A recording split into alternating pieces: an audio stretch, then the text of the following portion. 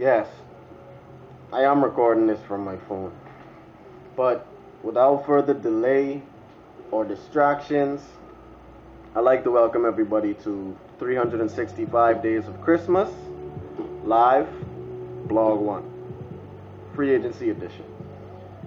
Now, John Smith and Jehoshaphat been asking me, Christmas, how you feel about Ray Allen leaving the Celtics and signing with Miami?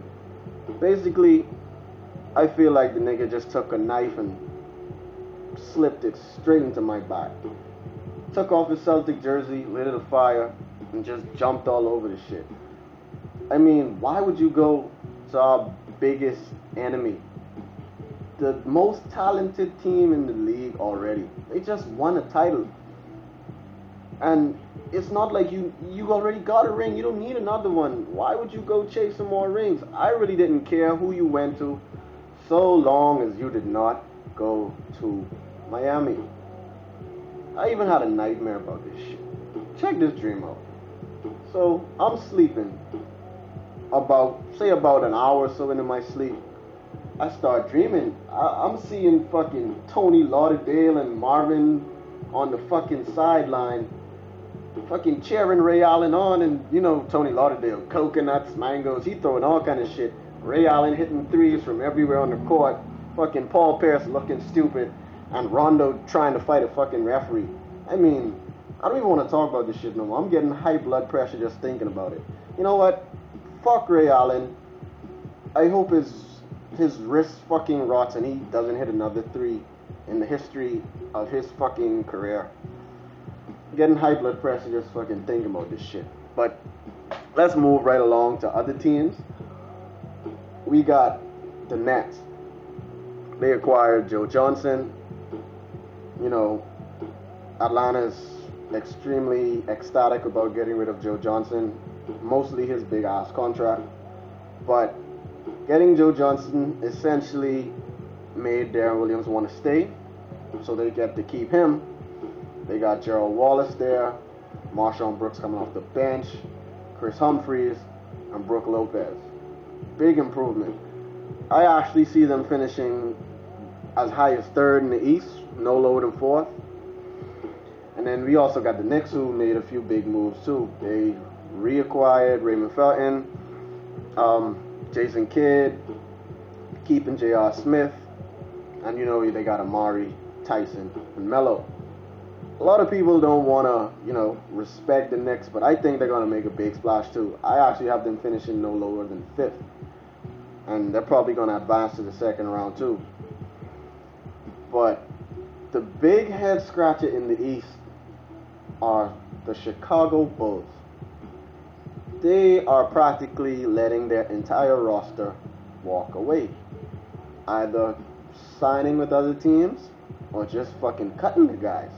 Like, you're going to cut the guys that held that team together in Derrick Rose's absence. Now, granted, I know the Bulls aren't going to go anywhere in the playoffs without D Rose anyway, but I'd imagine that you at least want to make the playoffs. I don't know if you guys are going to try to tank the season to get a high draft pick, or if you're just cleaning house in an effort to get Dwight Howard and are going to let Derrick Rose just sit out the entire season so as to not risk injury. I don't know. No one knows at this point. I actually don't think the Bulls are going to make the playoffs at all. Brandon Trapp, I know you don't want to hear that shit, but dog, they ain't making the fucking playoffs. I don't see it, especially with D Rose out till March. Now let's transition to the West.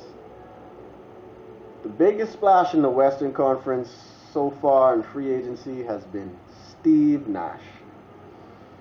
Got the Laker hopefuls just fucking excited, elated, like they already thinking championship. Some of them already popping champagne like they won the shit. Derek Hall probably. Yeah, you know, he happy. But to be honest, Mr. Hall, A, the Lakers get older. B, they get slower. And C, no defense. Steve Nash can't defend a fucking chicken wing from a seagull. Guys like Russell Westbrook and Chris Paul are going to come in there and wreak havoc. I'm talking like terrorism, like 9/11 type shit. The whole Lakers stadium is gonna fucking just collapse on everybody from Westbrook and Chris Paul dropping 50 and 60 points on Steve Nash. You guys already had problems defending point guards for the last, 5 seasons. I don't see how Steve Nash improves that. Only thing he good for is taking a charge here and there and flopping. I don't know. Looks good on paper, but I really don't see no improvement outside of 3-point shooting and maybe ball movement. But hey, Lakers see championship? I don't. Moving on to the Thunder. The only other team in the Western Conference that really did anything significant in my opinion. And they didn't even sign anybody. They just got who looks to be the steal of the draft. They were able to get their hands on 6'11" all-star potential type player Perry Jones. Perry Jones is very significant for the Thunder because A, he adds more depth to the bench, and B, if he progresses well enough, he can kind of solve a problem that the Thunder will have in the upcoming free agency period because they're going to have a dilemma. They're going to have to try to sign both Serge Ibaka and James Harden. Guys who are probably going to get, large contract offers from other teams, and the Thunder might be reluctant to match, and they might not be able to sign both of them. So Perry Jones, with his height, length, and athleticism, can probably replace either one of those guys. So OKC, with that pick, they kind of put themselves in a good spot.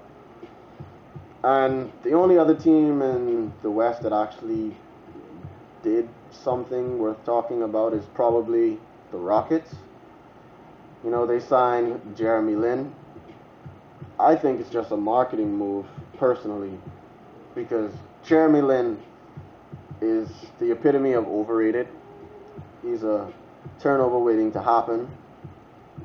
So I'm thinking they just want to fill up some seats, make some money, stuff like that. And then they're just overpaying people left, right, and center. Omar Asik? Really? Who is he? What has he done? All I ever see the guy do is come in, grab 1 or 2 boards, and get fouled out. $25 million? I don't see the type of potential that Marcin Gortat had in Omar Asik. Hey, I could be wrong. Maybe he proves us all wrong, but I doubt it. But let's go back to my Celtics, because we too have made moves that have gotten us younger and made us more competitive.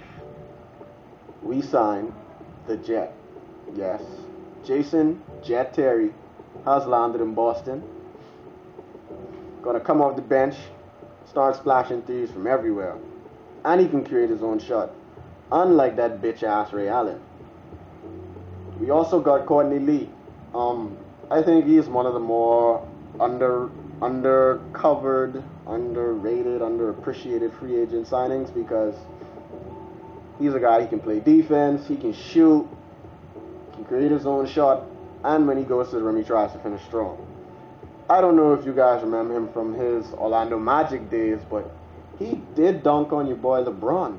Like, LeBron James was trying to come on some chase a nigga down and block him from behind shit, and Courtney Lee, he wasn't having it. Like, he didn't give him a facial or anything, but he just fucking stuffed it down with LeBron trying to block him from behind. Shit was all over ESPN for like a week. So I'm pretty excited to see what we do with Courtney Lee. I'm thinking he probably starts because I really don't think Avery Bradley's offense is going to improve enough that would warrant him starting over Courtney Lee. So I think we're going to have a starting lineup of Rajon Rondo, Courtney Lee, Paul Pierce, KG, and probably Flab Mello. Oh, by the way, I hate our draft picks. Jared Suckinger is an undersized, unathletic power forward with a flat-footed game and a flat shot. I'm thinking majority of his shots are gonna get blocked. I don't know why we didn't take. I mean, we could have gotten Perry Jones.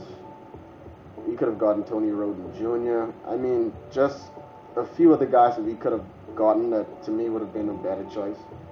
Perry Jones mostly.